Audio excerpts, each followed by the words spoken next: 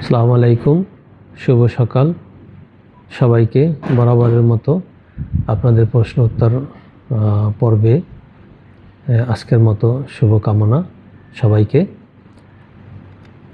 Passport হারিয়ে গেলে কি করবেন অনেকেই প্রশ্ন করেছেন।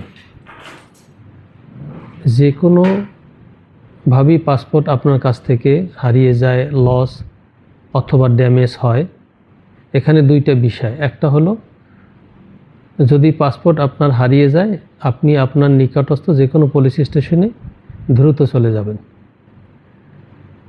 গিয়ে আপনার পাসপোর্ট সম্পর্কে একটা রিপোর্ট করতে হবে যে পাসপোর্ট হারিয়ে গেছে। তখন ওরা আপনার কাছ থেকে একটা রিপোর্ট নেবে, নেওয়ার পরে আপনাকে 2 রিঙ্গিটের একটা রিসিট দিবে। ওই রিসিটটা কাছে নিয়ে আপনি পরবর্তী পাসপোর্টের জন্য তো আপনাকে অ্যাম্বাসিতে যেতে হবে।